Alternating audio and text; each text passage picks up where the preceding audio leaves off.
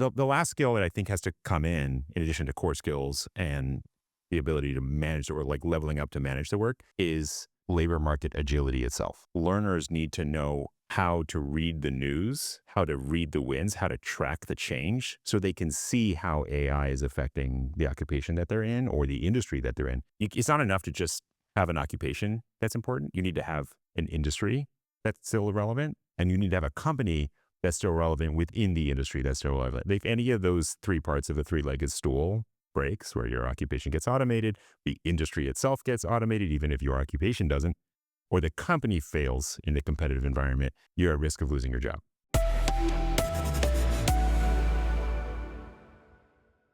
Welcome to AI EDU Studios.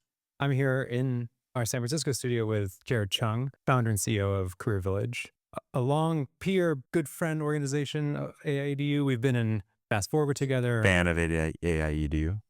I feel like I'm your biggest fan. No. That's a great intro, by the way. For better or worse, I'm very good off the cuff and unscripted. I'm really bad scripted. I'd rather be that. I feel like the opposite is then you need a teleprompter to do everything. I guess the good news is there's no script for this. I mean, the vibe of this conversation is like, think of all the times that we've been at conferences together, we've gone for walks or gotten a drink. The quality of conversation in terms of like really meaningful things that I learn about our space, our work, it all happens in those sort of like side conversations. Yeah. We don't have those conversations out in the open often enough. And so it's good to be able to do that. And it's the reason why I'm super confident that we're going to have a great conversation today. And one of my reflections is you go to these conferences and you see like hundreds of people crowding into these rooms, hearing a super scripted. I mean, I've been on a lot of panels, and I've been on panels where every single question and answer is bulleted out. And so people are just like sitting and sort of like watching people kind of perform talking points. I don't know how many people are actually getting a chance to go and, have that insightful side conversation with somebody. Why don't you tell us about Career Village? I think I'm going to use maybe a dangerous word in our line of work. I think it's my calling. Why is that dangerous? This really means a lot I work in workforce development, and we talk about a lot of things. We talk about readiness, and we talk about ability, and we talk about skills. But the idea that there's a job that might be perfect for you is a high stakes concept that we just don't touch at all. We don't talk about calling, but I really like my job. I love my job and the work. Career Village, I'll give you the boilerplate, and those watching on the video are going to see that I'm going to slip visually into, I've said this a million times before because I have, which is fine. Career Village is a nonprofit, tech nonprofit. We help people prepare for careers. We've always done it at large scale, which means you got to use technology in some fashion. We started in 2011, so we've been doing it for nearly 15 years now. At the very beginning, super, super small scale, we were in 4 classrooms helping high school students ask career questions on our Q&A platforms. Basically, it was a forum modeled like almost pixel for pixel after Stack Overflow, which back in 2011 was like 3 years into its meteoric rise to the forefront of like the software engineering online community kind of role that it played. Right. The whole saga there. But it was on the up and up. Crowdsourcing was hot in 2011, right? We had sort of Wikipedia was hot, still hot, but it was like super hot then. Stack Overflow was hot. A lot of things were rising in online crowdsourcing, and we started getting high school students onto our online community to get career advice. That's where we started. And we built that for a decade to be the largest independent career Q&A platform on the internet. I think by this point, we've had 10 million people come to the Q&A platform to give or get career advice in some fashion or another. We have 200,000 people, working professionals who signed up to give career advice. Basically, they answer kids' career questions. What was it, November 2022, ChatGPT drops? End of November. I think like 5 weeks later, I was in like a library in San Jose doing a program with a bunch of high school students and pulled some out to the side and started trying to use ChatGPT as a career coach. And, it was hallucinating. The conversation went off the rails. It wasn't great, but there was clearly good conversation happening. And if I was sending over the learner's shoulder and helping, you try this next. If I was doing the prompt engineering, if I was saying, ignore that, it's wrong. They were getting good conversations going. So we pretty immediately started working on how could we leverage LLMs to create a really high quality, reliable, safe and productive career coach, which we did. So the organization previously been about Q&A, been about exclusively about sort of community driven career advising. We're still about that. We also have this LLM driven career coach, which is at aicareercoach.org. So we kind of run both of those. I mean, when you are the first mover, you come up. So we call it coach, which was like a first mover name. We picked what we thought was the obvious names, like 100 things are called coach now. Subsequently, we bought the URL. I mean, I'm going to guess we bought it back in January or February of 2023. Did we try? I'm not sure. It might have been taken. Hard to say. Things moved really fast back then. A lot of people were speculating on domains. So you had this epiphany moment. How long between that and when you're like, this is actually a thing? I mean, the first time, well, to be completely transparent about it, it's the start of January. I pull a small group of our team and they go off and they start making lists of things that we could potentially want to try LLMs for. AI career coaching, just a straight up full on coach, was one of the items on the list. We marked it as too difficult. Start working on the others, came back to it weeks later and said, I'm not sure it's too difficult. It might actually be our only option. And then we went all in on it. That took a couple of months. But at some point, I mean, I think at the very beginning, it was 10% of our team's work. Before you knew it, it was 60. And then, months later, it was 90. And in that period, we went from GPT 3.5 to GPT 4. Yeah. Which I was just talking to Peter Galt at Quill, and that was like, they're like, it went from like a proof of concept to, holy crap, this really works. Yeah, we got really far. And then, I mean, also, not just the GPTs, the competition that manifested. Gemini models became amazing. Gemini 2.5 is like great. Anthropic started releasing Claude models and they were great. And then you ended up with this sort of like extremely long tail of models to the point where we just stopped experimenting. We had enough models that we could reasonably use.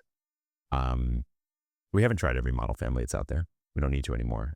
I think at the very beginning, I was reflecting on this recently. At the very beginning, it's like the first quarter of 2023, I was walking across the street, chatting with my neighbor. We were like comparing the probability that we end up in a Skynet situation, right? And at one point, the worst it got, he had gotten up to 10% likelihood of Skynet. And I was like, I had never gotten past like 3%, but things were like pretty scary back then.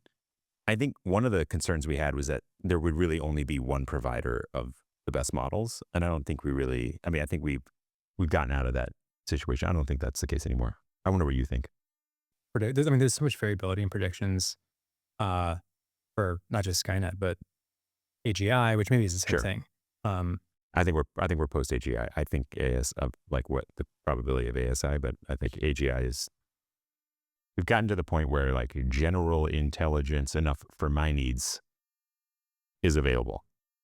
I mean, how long do we have, right? Because like the whole conversation about AGI, this is actually where I began my rabbit hole into AI. Started with Nick. Have you heard of Nick Bostrom, the head of the Future of Humanity Institute at Oxford? Yeah. He's a philosopher, but he basically wrote this book called Superintelligence, and he basically makes this case for,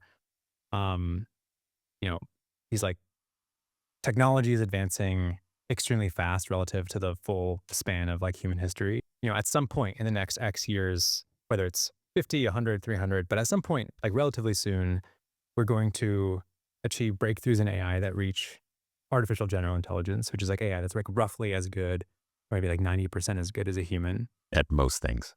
His argument is that there is a takeoff scenario where once you have one AGI, you then immediately pour all of your investment into having 1 million or 1 billion or 1 trillion AGIs, and you point them all to one problem, which is self-improvement.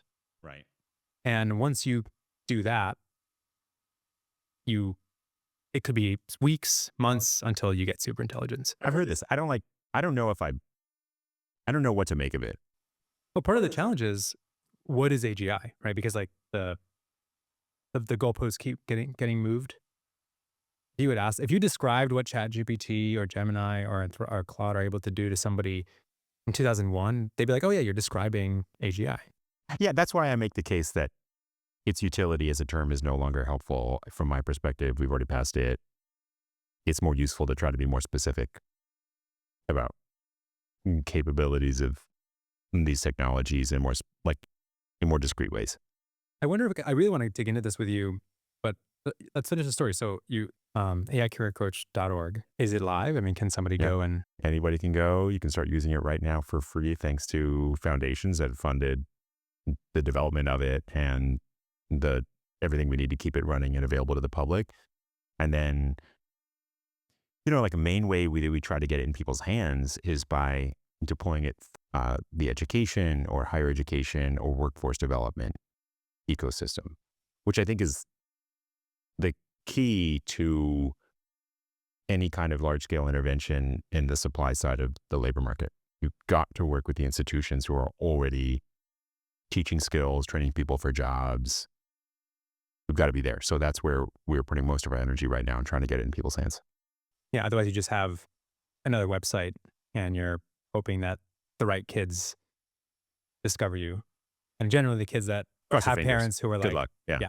Yeah. I mean, um, you could sort of hope that you somehow go viral, and that's just not the way. That's not a plan. what you and I have always really ended up nerding out about, and what I was excited to talk to you about is, um, I think an anxiety that an increasing number of parents now are harboring on a daily basis, which is, I feel like I don't even know tell my kids anymore. Like I don't know if my son or daughter should go to law school. And at least before, I was just harboring the anxiety of, are they going to be able to get into law school or med school or whatever? And now they're like, I don't even know where to point them. And it's interesting because this conversation comes up, whether it's teachers or funders or policymakers at a certain point when they realize like, okay, this is an organization that's really focusing on this, they almost like put their parent hat on. They're like, so yeah, like my son is 15. Like what, should he go to law school? And I've struggled to actually come up with an answer. And so I'm hoping that in part we can sort of go on a journey to get to this, which is whether there's an answer, maybe there's not an answer. I'm curious. Do you have a hot take? Is there like a sage tidbit of advice that we can give to a parent? TLDR. I mean, first I'd say, I understand. You're not wrong. It's stressful. It's important. It's important in your life. It's important, most importantly, your child's life.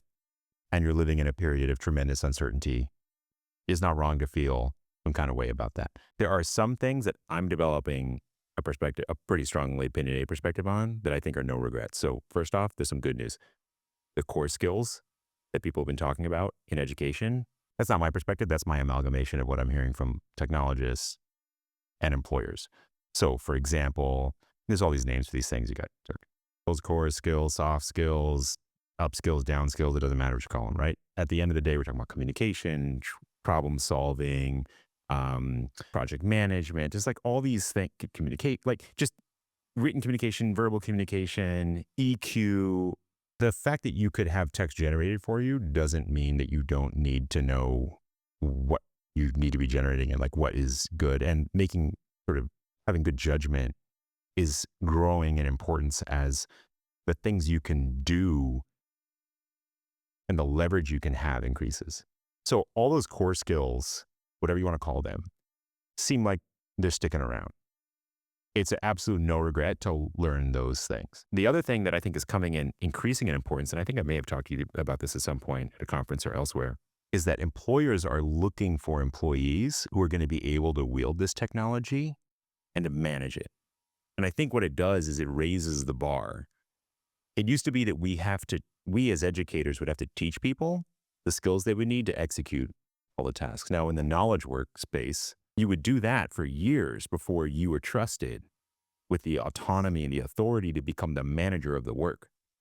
What I think is going to happen is that it's not good enough anymore to finish your education knowing how to do the work. You need to be, of course, you need to know how to do the work, but you need to be able to go even one level higher. You need to be able to lead the work and manage the work, evaluate the work product, figure out what's going to happen. In education, we'll say, like, if you're going to learn it so well that you could teach it, then you really know it. And I think the same is going to happen in knowledge work, where you need to know the work so well. You can't just do it. You can lead the work. You need to, the entry level job is going to become the manager job. I mean, you can say, like, the manager job is the new entry level job. I think that's what we're about to tip into. That's reflected in the data so That's far. reflected in the data. And I think that gives a path for parents.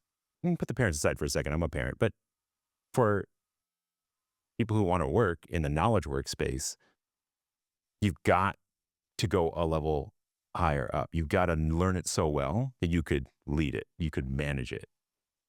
And I think then, there's some other stuff. The last skill that I think has to come in addition to core skills and the ability to manage or like leveling up to manage the work, is labor market agility itself. So learners need to know how to read the news, how to read the winds, how to track the change, so they can see how AI is affecting the occupation that they're in or the industry that they're in. You have this sort of like, in order to keep your job, it's not enough to just have an occupation that's important. You need to have an industry that's still relevant, and you need to have a company that's still relevant within the industry that's still relevant. If any of those three parts of a three-legged stool breaks, where your occupation gets automated, the industry itself gets automated, even if your occupation doesn't, or the company fails in the competitive environment, you're at risk of losing your job. Like, all three have to be true.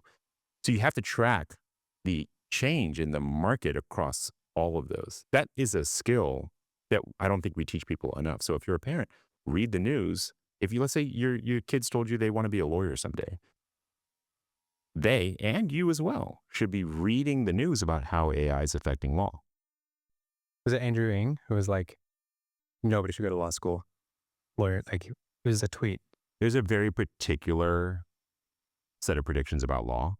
I will say some of them are pretty convincing, but I don't think there's a literally zero set of demand for lawyers. Yeah, but that's not quite what you have to decide, right? Like, if you're trying to Sure. advise your kid, I don't know what the number is. Someone like David Otter might know, but like, how many jobs need to be displaced in sort of like the net employment of a career, so that if it's the case that you want people who can manage, some portions of the people displaced are actually just like super low performers and they're screwed. Some portions of the people displaced are actually like pretty good. Maybe they're just not experienced enough or whatever it is. Or sometimes they're just like, you have to cut 5 people. You might have to cut some people that you like. Those people are going to get the jobs that are created, because at the end of the day, it's pretty easy to learn AI. The hard part is like learning the law, and a company's always going to go for somebody with that experience. And so I think part of this, and your point about industry is really interesting. It's like, okay, well, how do we don't really know. I mean, some people claim that there's going to be no more, accountants. Worth paying attention to that. I don't know if I'm like ready to make a prediction there. Occupations that have disappeared in history, more will. Perhaps at some point, if you go to infinity, all occupations eventually disappear and are replaced with other occupations. Like, I buy that. I would buy that argument. But it's hard to predict which ones are going to go to literally zero, but it doesn't matter. I think your point is right. I'm not going to be advising my kids to enter into a rapidly declining occupational area or rapidly declining industry unless they're really confident that despite the waves moving against them, they are going to be the ones who break through that to the financial stability that they're looking for, right? So you're right. You want to know where occupations are going to have declining demand. But I would argue that the way to do that is to invest in building career navigation agility. And that means practicing the skill of trying to figure out which way is the wind blowing. And am I trying to surf up the wave, glide up, upwind, or am I getting pushed? Yeah, because both of us basically, that's the common thread among being like super cool. Besides that, we just moved relatively early. Not that, I mean, like 2011 was You moved before. You were doing AI before AI Well, was yeah, AI. but AI was still around. I mean, like even language models were. I mean, I'd seen ChatGPT, like GPT-3. It was like 2019, I think, maybe 2020. Um, you haven't missed anything. Like this is this is We're still at the beginning of the we're wave. still at the very beginning. Yeah. So it's like the good news is if you're even asking, you're ahead. And I guess what you're describing is like how do you maintain this like sense of curiosity and inquiry, and also how do you transfer that to your kids so that they are also because you can't just because a parent as a parent you should what I'm hearing is you should be reading the news. You should be. You should be, and you should be building career agility. I mean, that's actually our work, right? Our work is helping people navigate the changing labor market to whatever job they're trying to get. But besides paying attention to industries and sort of macro trends, what else is baked into that? All the aspects of career adaptability itself. Career adaptability has several components to it, but to simplify it, investing in your network, learning your trade, right? At a high level where you can be endowed with the authority to direct the work. Learning adjacent occupations or skills. Continuously investing in your own skill development and just expecting to over the course of your working life. It's just going to be a normal thing that you do. You're going to be learning new stuff. Every employer wants their employees to constantly be acquiring new skills because the needs change as for the employer. I think all those things are aspects of career agility, which we should be centering. And I think, I help my kids with, and I think all parents can help their kids with. And folks who don't have kids in school might be thinking to themselves, well, isn't that what like the school guidance counselor is for? They want to. Every guidance counselor I've ever met would love to be doing that. There just aren't enough guidance counselors. And What's like the ratio roughly? I mean, last time I checked, it was just north of 400 students per guidance counselor in America, and about half of American high school students didn't have a counselor at all. So And a guidance counselor is not just helping with career navigation. They're probably doing a lot of therapy, a lot of like, they're almost never actually yeah. able to spend time on the career piece, right? If they get to know your kid, um, that's either a great thing because they've somehow heroically found a way that they could take 30 minutes to get to know a learner's specific unique preferences, or they're really just trying to help your learner achieve other things. So, for example, I mean, a lot of them are spending their time just trying to make sure kids graduate. If they're really lucky, then they're spending time trying to help kids explore their post-secondary options, sometimes with a cursory discussion of what they want to do post-education. But they just usually don't have time. It's not because they don't want to, but it's hard as a parent to trust that the guidance counselor is going to have the capacity available to be able to be the sole supporter of your kid, which unfortunately means that, really you have to hope you can try to assemble a bit of a community around the learner, which, you always want to try to do anyway, but especially in the context of career. And the guidance counselor doesn't know everything happening in every occupation Right. anyway, Yeah, right? it's not like they're getting, a weekly briefing roundup of Course. clips and The Bureau of Labor Statistics does not, call up your guidance counselor at the school to give them a personal update, right? Um, someone should do that though. I mean, I think there should be like a guidance counselor bulletin. totally. Oh, so I got the idea for AIU from my mom, and I've told the story too many times now, so I'll skip past it. I remember asking about their career exploration, and I was like, "Oh, who's the like career exploration teacher?" Because I thought they had a dedicated career person. Nope, the English teacher does the. And so it's like, "Oh, can you like?" I I can't remember if I don't think I actually sat in on the class. I think I just got the like syllabus or whatever. And so the most recent lesson was about truck driving, and it was like, "This is Ohio." So I was like, "Oh, well, to become a truck driver, you go to ohio.gov and to this. Here are the certifications you need. Here's like what it's like to be a truck driver. You like drive for 8 hours a day. Here's the salary. Um, that's it." Yep.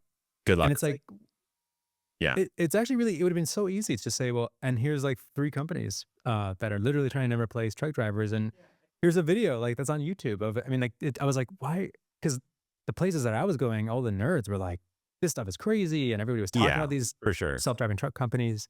I think that the thing that I think a lot of people don't realize is how fragmented the skill development ecosystem really is. There are so many different occupations. There are over 900 occupations according to the, ONETSUC system, which is all the occupations of the United States. Each one of those has a huge number of local training options. And the mapping of all of this is extremely chaotic. And so as a result, most systems never integrated well enough that you could actually take a learner all the way through. And it's like a bunch of nonprofits and for-profits were creating systems whose only existence was just to try to do all of these integrations and mappings, and they never really got there. And now I think we're at a place where actually this is an area where you might get better results from AI-driven systems because they can handle so much data. Our system is one of those, like, can grok all the different possible systems that are out there. And then, as long as we keep connecting them in, can parse through all that, say, here's where you actually go to get certified. And anybody who's ever been in the labor market, gotten a job, knows this firsthand. The labor market is a terrible market, just from like a economics standpoint. It's a horrendous market. You have supply and demand, and then you have this terrible system in the middle that tries to allow them to match, and the information asymmetries are horrible. Routinely demand, which employers here, doesn't know how to assess whether supply will actually meet its needs. Chronic issues with interviewing and assessment, right? All these you get all these things like opportunity at work, trying really hard to teach employers how they can do skills-based hiring so that they don't have to just rely upon a credential, or hoping that a resume just magically has the right keywords in it. That's an aspect of a poorly performing market. Most of the marketplace takes place these days on job boards, and the job board systems are completely overwhelmed and inundated. You get like 5,000 applications per job, which nobody's happy with. Supply and demand is both miserable with that. From a market standpoint, it's just a poorly performing market, and we all are subjected to it. And if you can't opt out of the market, right? If you opt out of the market, then you're not going to get an income that you need in order to be financially stable. So it's a really, really rough market. I think actually AI is affecting, people ask, how is AI changing the labor market? Usually what they're talking about is how is AI going to affect the demand for labor? And that's a hard thing to predict because for a couple of reasons. One is you have to make a prediction about the capability of technology, and the other reason is you have to make a prediction about the rate of adoption among firms. You have to have a prediction on both in order to understand the effect on demand. But the thing I'm more interested in these days is how is AI affecting the other aspects of the market? How is it going to affect the availability of supply, the agility of the supply side system, the mechanics of the market itself, and what is it going to force policy to do, and how is it going to affect the economic flows that come out of it, and how many of those actually accrue to the vast majority of people. This is my like 5-part framework of like how the labor market is being affected. Yeah, that's the unknown thing is the yes, Gen Z and Gen Alpha are going to be in for a lot of change. It's probably going to be hard. Almost definitely going to be hard. But at the same time, they are going to be the most AI native. Best suited. And there comes a point where the people that really will have to worry, I mean, right now the challenge is we just don't know what the time frame is. So if you're in your late 30s, early 40s, you're like, yeah, I might have 15 years left before this really gets bad. And like, okay, let me just ride it out. But at a certain point, I think we don't have 15 years. But at a certain point, when it's bearing down on you, you're like, this is going to happen maybe over the next 3 to 5 years. Unless you're in your late 50s, like it's gonna be really hard. And those folks, I don't want to prejudge because actually, you look at like usage of social media, like it's not like it. I think this is a technology that's actually relatively easy to use. It will literally tell you how to do it, how to use it. So it's hard to say that that like older workers versus younger workers, there's gonna be a disparity. But I think there's reason to be optimistic about like younger generations are gonna have just sort of have like the neuroplasticity to, you know, really experiment and shift. And that's sort of what the glass half full might look like, but it could go the other way. It could be that that what the hardest thing is not learning to use the AI, it's the wisdom and experience. Knowing how to use it, knowing what to use it for. I think there's a possibility that being an AI native is going to confer advantages. I'm having some difficulty right now trying to pin down exactly why that would be, but I would buy it. Like if we ended up in that world where being an AI native gave you an advantage, I guess I could imagine that. But I do think at the moment, until we're changing the way we educate to help people break through, we've got to raise the bar beyond you have to be able to do the job. We've got to raise it to you have to be able to direct. And that is gonna, I think that's gonna confer an advantage to people who are experienced for quite some time. But I think to your point earlier, it's a question of how long. I don't know how long we have before these effects. Like a lot of the issues in our field are about predicting how long it'll take, and it's extremely hard to do because you have to predict the behavior of a lot of different people And also the technology is so dynamic. and the technology itself. Yeah. I mean, so one other thing that I think is sort of relevant here, though, is I recently went to China, and I had lived in China 10 years ago, and so I went back to China for the first time, and when there, I saw, and I just hadn't been back for a decade, saw the pace of change, and one of the key aspects of change in China over the past decade has been the extent to which technology adoption among the populace for everyday consumer life has driven huge changes in how everybody lives. People don't walk around with money anymore. Everything happens on your phone. And that, by the way, is not just the young people who are digital natives. The entire country, the largest, most populous country on earth, flipped how it does everyday everything to a digital version of that. I don't see that level of agility among everyone here in the United States or in a lot of countries. And so I actually think one of my open questions is how quickly will we adopt AI across a lot of different aspects of life? And are we going to sort of say, well, we're just going to wait for the AI natives to sort of be the ones who adopt it all the way through the economy? But there are a lot of countries that are going to adopt it wholesale across every aspect, every demographic. China's putting their AI action plan, which their action plan was 2018. But it's very much like, and they've published revisions. It's like AI in every possible sector. It's hard to say. It's like I my hypothesis is AI is going to be like using your phone.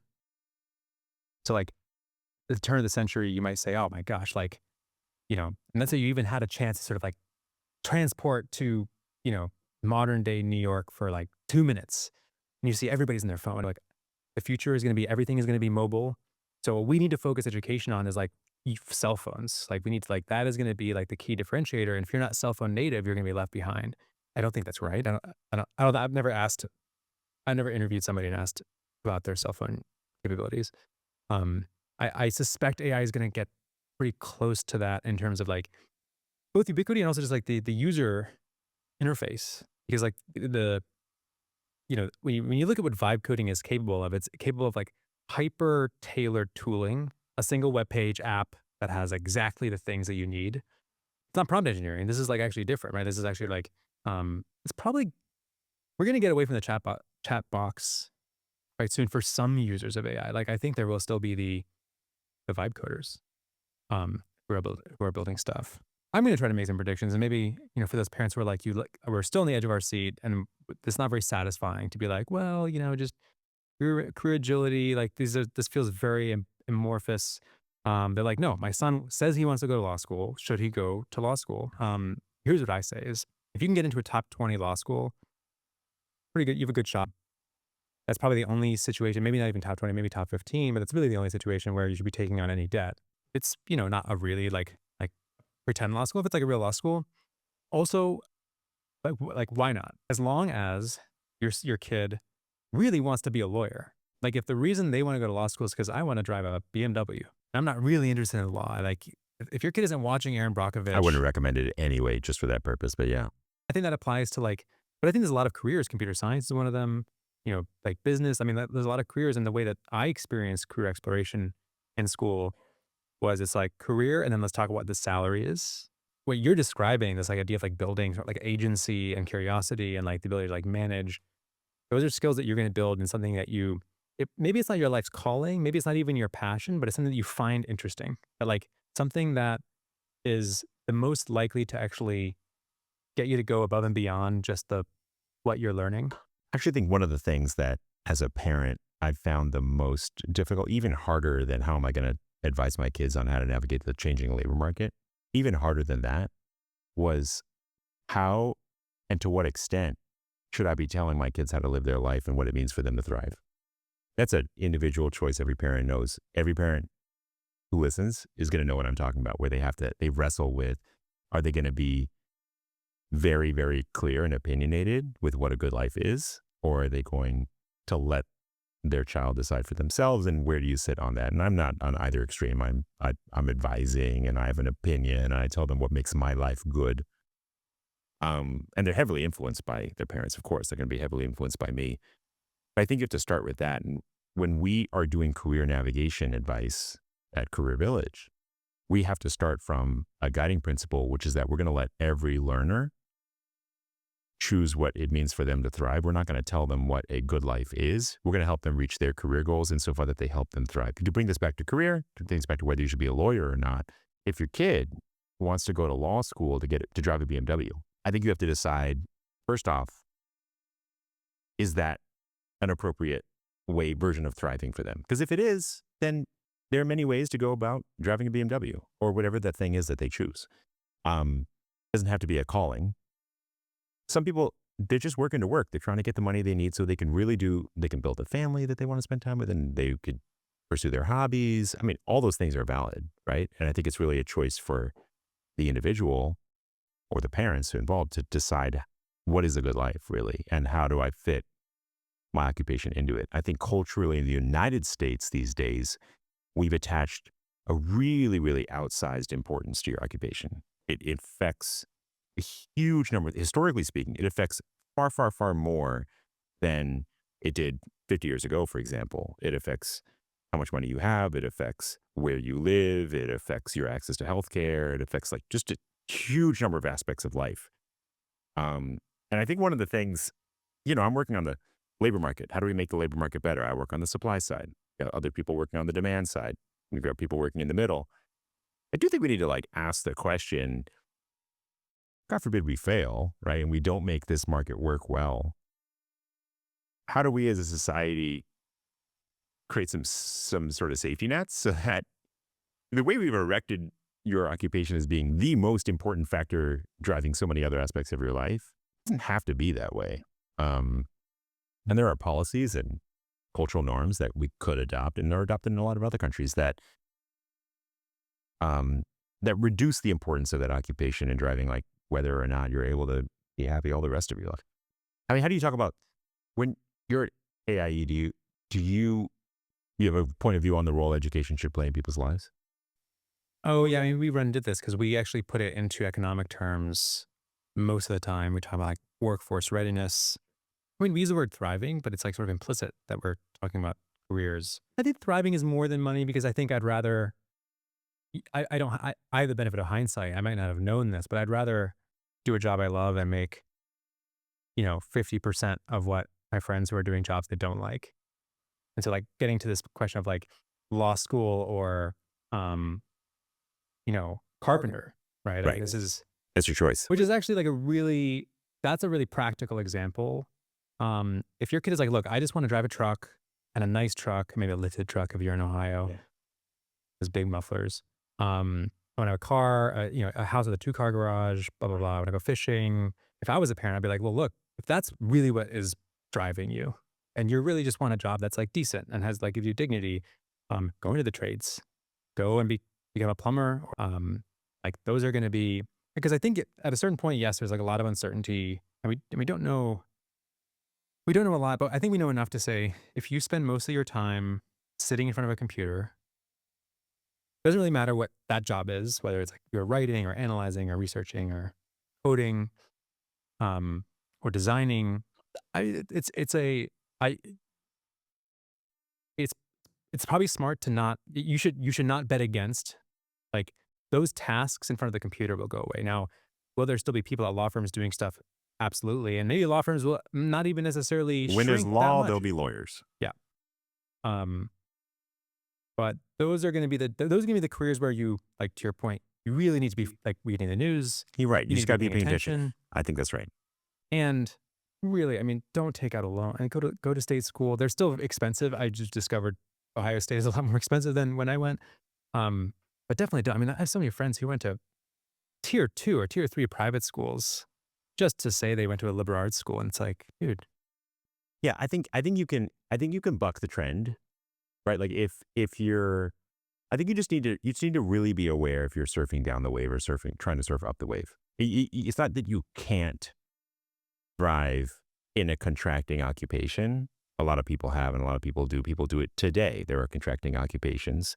Demand for that occupation is on the decline, yet people still are rising up in the ranks of that declining occupation. Like, you can do that, but you should not do it unaware of the fact that demand for the occupation is dropping. You should be aware of whether you're in that environment, because it requires a lot of drive and intentionality, constant improvement.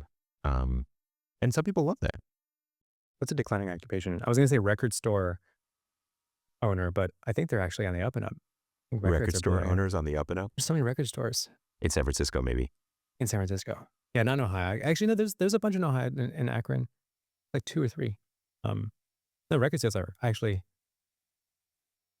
I forget the stat, but it's like some crazy record, pun intended. They're very high, which is a whole nother thing, right? Because, like, if you're really trying to think about the trends, there's, okay, what is being displaced for the mystical? And we haven't even talked about this, which is why I like you, because a lot of people, when they encounter this, they do the hand wavy thing of like, well, there's also going to be all these jobs we don't know about, and new products and new industries that are going to be created. Um, but we can't bet on that, first of all. And I haven't heard too many good examples, but I think one maybe tidbit that does feel like something, which is like real authentic experiences.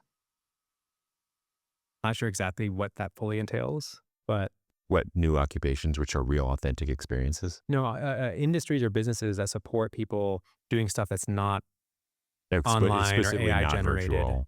Right. Yeah, like in-person dating Right. services or Yeah, I think you can be hand wavy in the sense that there have always been entrepreneurs. There will always be entrepreneurs. People will come up with new services that are cool.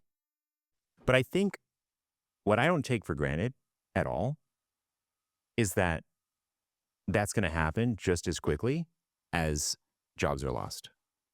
I think that's what really, I mean, the main thing, again, if you come back to the labor market, you talk about the supply side, the demand side.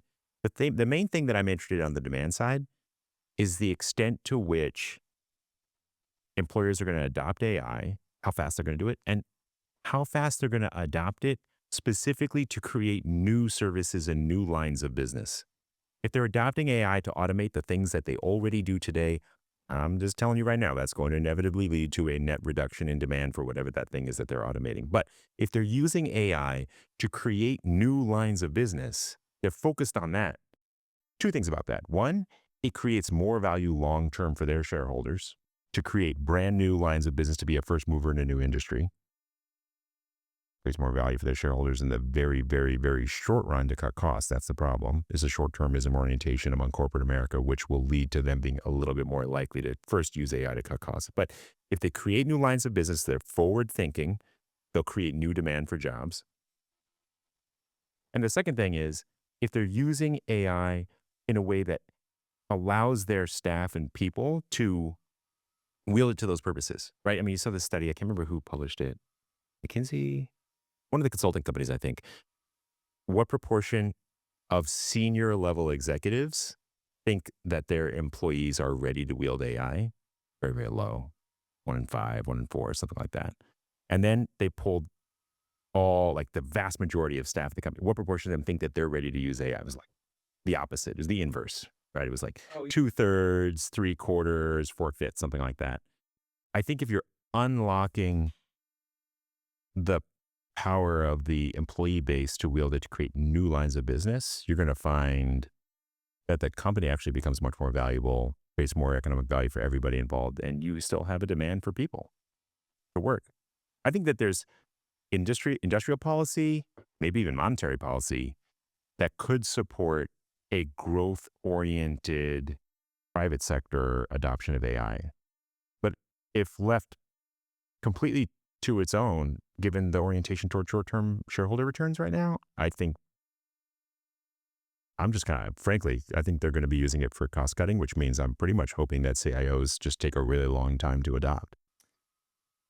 Never bet against the molasses like qualities of bureaucracies, especially big organizations in, non tech forward industries, which is confounding, right? Because it's like self-driving trucks. There's lots of like self-driving trucks are totally a thing now. It's possible, but you need to have specific corridors built. You need to have like last mile infrastructure. Yeah.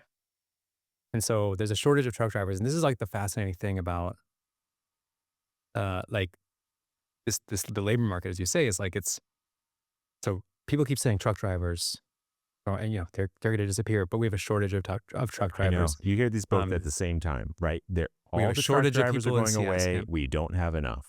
Just constantly. It's been that way for years. It's been 4 or 5 years we've heard that. And so what's behind that? It's like because demand is geographic. So like there's probably a lot of demand for truck drivers in Portland. Well, if you grow up in Akron, you're probably not necessarily rushing to go live in Portland. Why like with computer science, I hear simultaneously we don't have enough people in CS or we don't have enough software engineers. Yeah.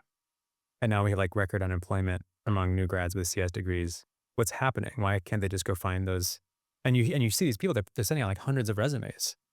Are they just picking the wrong companies? Are the We have, companies? we have a legendarily bad economic market, which we call the labor market, that all of us are subject to, where demand has a terrible, is so legendarily bad at evaluating whether supply will meet its demand that it already knows this and therefore is like hesitant to clear the market. And supply is uninformed about what demand wants. It's a it's a terrible market. Now, in the case of truck driving, you also have the factor of it's not an isolated system that just like it's part of trucks are on the road with everybody else. You have like law, social expectations, you have like other drivers. And in order to predict what's going to happen and whether it's a good idea to go train to be a truck driver for the long run, you have to make a prediction about a whole bunch of things, including like policy. That's the case for truck drivers and it's the case for pretty much every occupation. And that's part of what makes this hard right now. I know that what you'd love to be able to say to the viewer or listener is actually, it's not that complicated. But unfortunately, it's not true. Like what you have to be predicting is not just how good will AI be, but you've got to predict how demand will evolve. And I'll say, I don't trust myself to make a lot of those predictions. That's why I'm basically saying agility. If there's demand for truck drivers right now to such an extent that they're paying six figures to hire you and they will pay for all of your training for you to go get certified, right? And to get a CDL, and you need a job for the next several years and you're willing to keep your eye out in the market so you know what you would pivot into and you know how you're gonna watch the news and know how the self-driving truck market is evolving and the infrastructure is getting built and all of that. There's nothing wrong with that. Go for it. That's probably a wise move. But practice the agility so that you can pivot. Know what your pivots are. To bring us back to AGI, I just had this, definitely not ASI. Although Nick Bostrom, I don't think I got to finish my, oh no, I did. I sort of gave the spiel about Nick, Professor Bostrom. Was he a singularityist?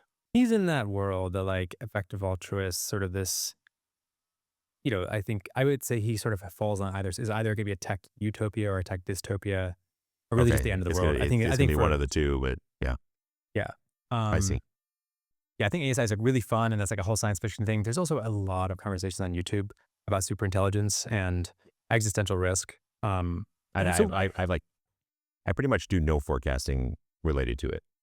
I do no prediction because I don't have any particular insight into like how to think about a world where that's like a thing.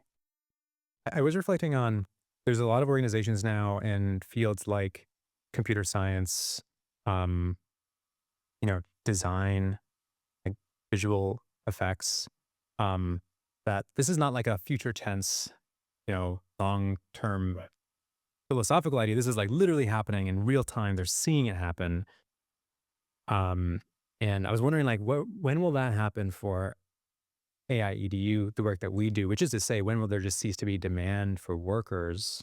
Because as long as there's demand for workers, there's going to be need for matching the supply and demand and making sure they have the right skill. I was like, I actually allowed myself. I usually don't. It's like the party line from AI EDU is nobody knows how long it's going to be until we achieve AGI, even if we can, which is also a legitimate question that very smart experts have posed. Um, it the the most strategic thing to do is to bet on the fact that it's going to take a long time and that the journey there is going to result in a lot of disruption on the way. And that's a scenario we need to prepare for. But I allowed myself like, what if it is the other scenario, right? Like, what if it just 2 or 3 years from now we have AGI and jobs literally just sort of like disappear as a concept, and people are shifting into this more sort of like you know um, maybe it's like the real action, let's say, as it were, in terms of like improving the lives of young kids is really, driving the debate about the social safety net and about how we ensure that people can continue to live without work.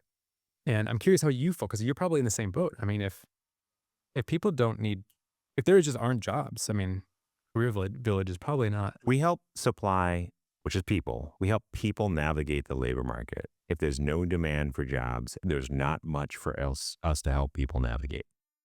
And just to be clear, we do this globally.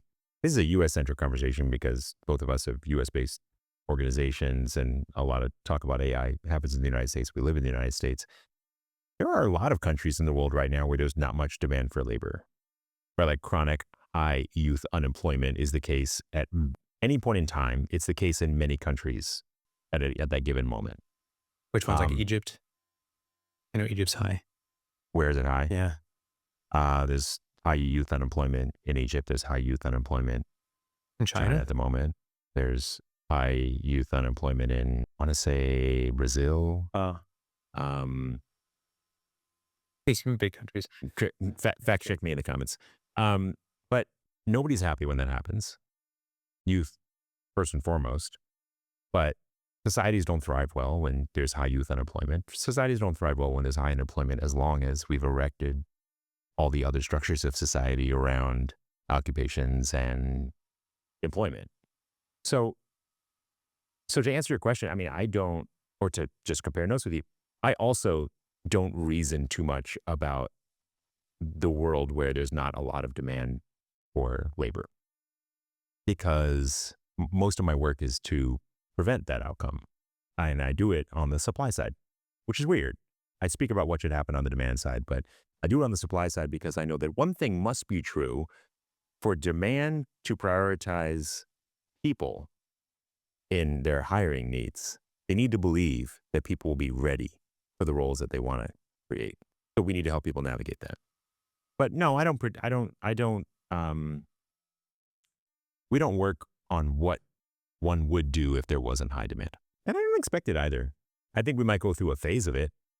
I think we come out of that phase with more demand again. I just want that to be a really, really, really short phase. And I think a big part of that is making sure that firms and employers are prioritizing growth-oriented applications of AI. But the other thing worth noting is we're only talking about knowledge work.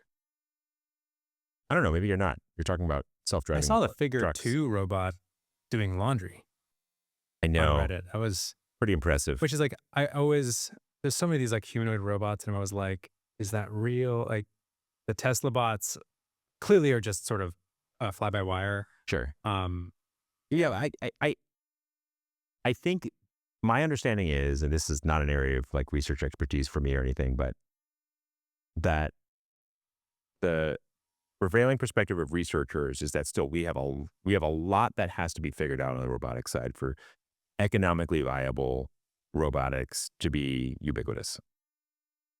I don't anticipate that yet, but we are talking about knowledge work. In the United States, that's 40% of labor. In other countries, it's higher. So it's a big factor. But if you have a young person who's going to a skilled trade, generally they're better insulated. But don't take that as a blanket statement, right? Like, go read the latest reports. Microsoft just published a occupation by occupation prediction. McKinsey's published a bunch. OpenAI's released a bunch. um, they keep getting released, and you have to actually keep an eye on them. Yeah, that's actually one of the things I'd like to do with the series. The great thing about YouTube is you can just create playlists. So you might be the first video in sort of like our careers playlist. Um, but I want to.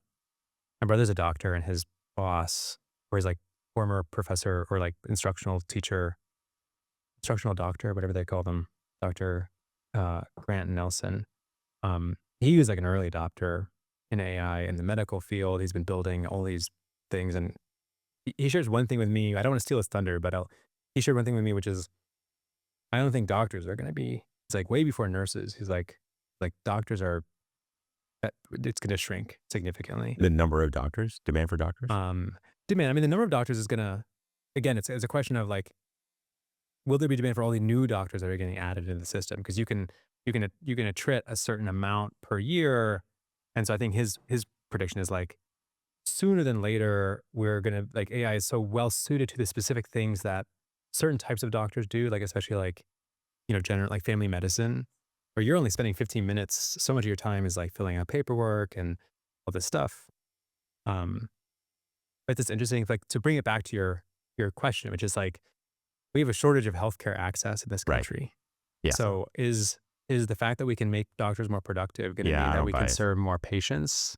I think I that one's a bit of a hard sell for me. I think there's such unsupplied demand for healthcare that a significant increase in efficiency in healthcare.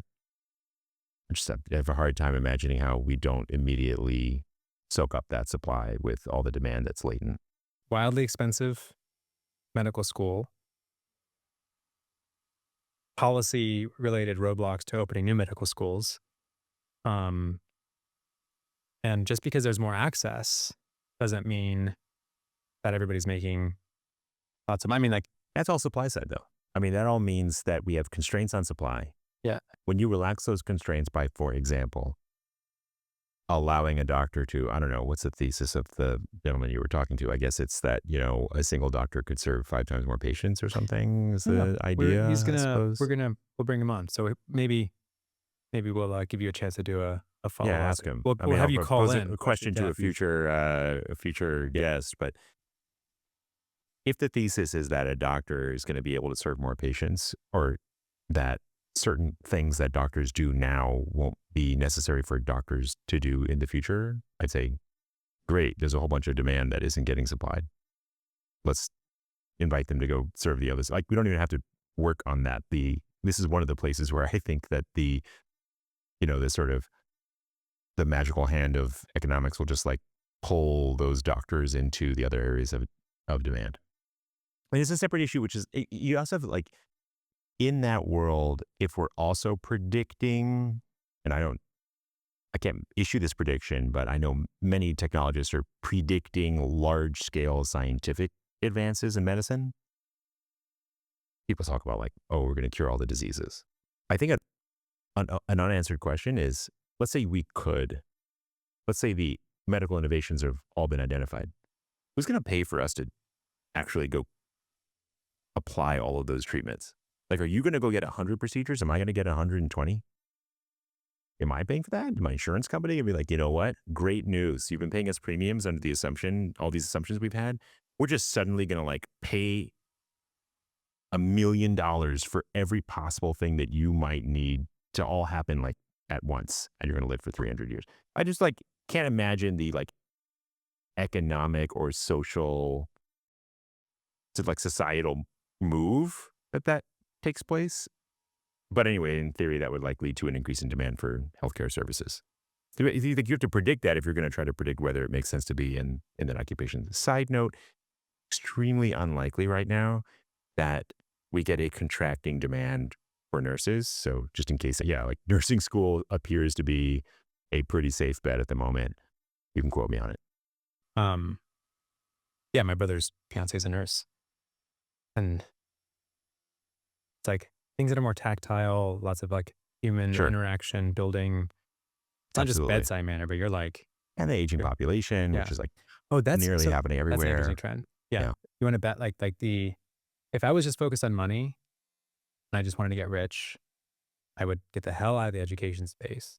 And I Nobody works would, in education for the no, money. nobody. Do it because that's where the If kids you are. are, you're really bad at, at making money. Like Exactly. you, Yeah. uh, um, I would start a company to something AI for keeping company to old people with dementia or Alzheimer's, or just old people in general. Really, honestly, Address the loneliness any crisis and all by, services for well, for like the aging population is a high bet, but there has to be a buyer, has to be a payer, and I think that's a social decision. That's a societal decision, I should say, of how are we going to equip ourselves or organize ourselves to support this aging population. I mean, I plan to be a member of that population. Want to make sure I'm doing all right. I'm gonna keep pitching this company. So here's who the payers would be. It would be the families, and it would be such a paltry amount. So like Mhm. you would price Price it. it.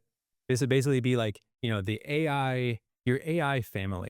It's going to be deep fakes of your family members, and frankly, anybody that you like. Like you want to talk to, Marilyn Monroe about her trivia. We create that too. Um, monthly, whatever, 20, 30, $40 a month. Maybe like you can pay more for more, whatever it is, but it's very accessible. And because my aunt is in a memory care facility, Yeah. and so much of their day has just been hanging out watching the pets channel, and I was like, "Man, what if she had, We like, can a make you pet that was much better talking to her?" content than that. We can make such better I don't content. know. I just I think mean, it's it's not a. Would she be okay with that?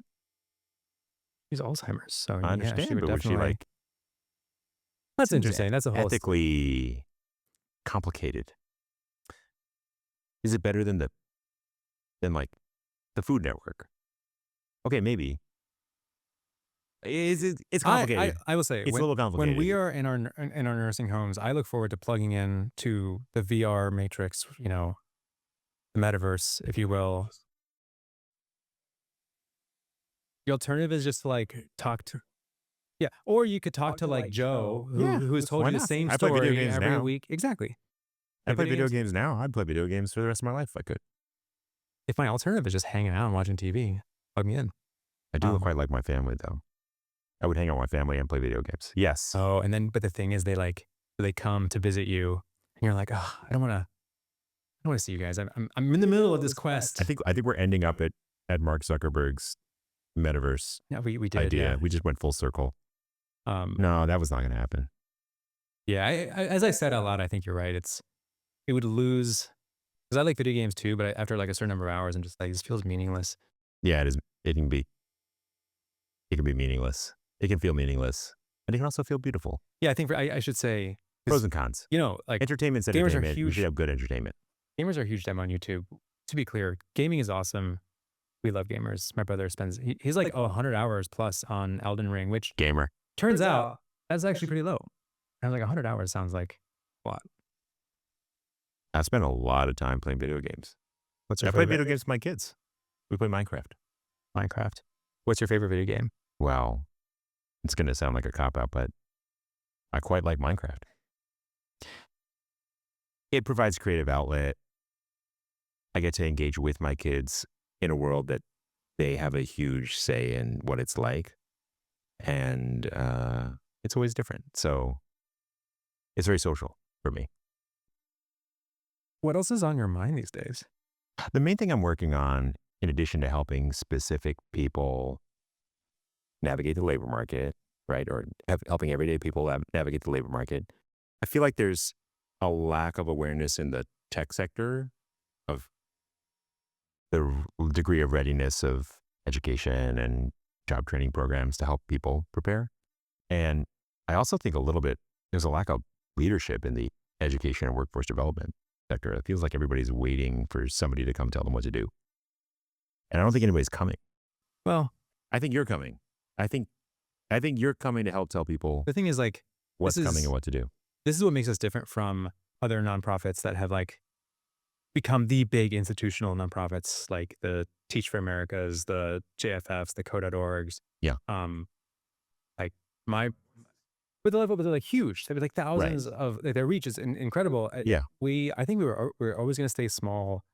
My vision, trying to lead Akron, Ohio into the future. We need someone from Akron. My point is if you're waiting for somebody to come, they're not coming. it's safer to assume nobody's coming.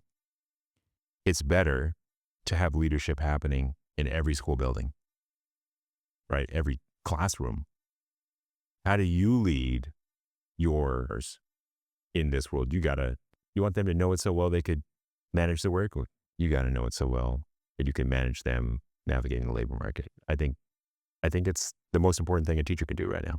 Adopt some ownership over helping their learners navigate the change. And with tremendous respect to teachers, they're already overloaded and asked to do way too many things. And I'm naming another, but I don't know who else is coming and how long it's going to take for somebody outside that classroom to have a support and a message and the right path forward to get into that classroom, and send them to aicareercoach.org to get some career coaching. Well, that's the point is you don't need to figure out what the future of work is. You don't need to figure out how to navigate every single career. You don't need to navigate how to adapt or evolve your existing curriculum. Like our organization is literally, what we exist to do is to make that as easy as possible. But you need to just do something. Like you need to just like push past the worry or anxiety or the apathy. And schools need like one person to get started. And there's like people will come out of the woodwork. It's like to use AI tools. The bigger picture of like the world is changing. What does this all mean? They need to be equipping themselves with institutions who are prepared to navigate that change as well, who are not just committed to deploying a service today, but to the long haul of keeping an eye on what's coming and then communicating that to everybody in the front lines. This is what's a safer work equivalent to the thing we're doing right now? We'll cut this, but we're circle tracking right now about the how important our organizations are. What's the like safer work version? We're like two preachers just like preaching to one another. This is very self-indulgent, but I guess It's a little self-indulgent, but also, look, it's the reason we're doing what we're doing. And I think it reflects our worldview. I think it's also, there's a lot less in it for us. Like the gamut between being successful or unsuccessful, yes, you can raise more money, but at the end of the day, like raising money is Yeah. I'm just arcane, right? It does not correlate per se to like impact. It's like totally. And maybe we feel a little bit better about ourselves, but like at the end of the day, like this is just all about. Honestly, I just like helping people. I pretty much do everything that I do because I really like feeling helpful to a person. Yeah. But it's such a luxury. My main driver. I like anybody. I'll be helpful to one person. I'm happy. And Yeah. I like do that. If I can be helpful to a person today, I'm thrilled. Well, you've been very helpful to me. This has been a great conversation. That's what I came for. Thank you. You also drove, like an hour? Yeah. That's a long drive. Thank you. Always good to come to San Francisco. aicareercoach.org. aicareercoach.org. And if you want to get help from our online community, 200,000 working professionals, it's careervillage.org. Honestly, Career Village is awesome.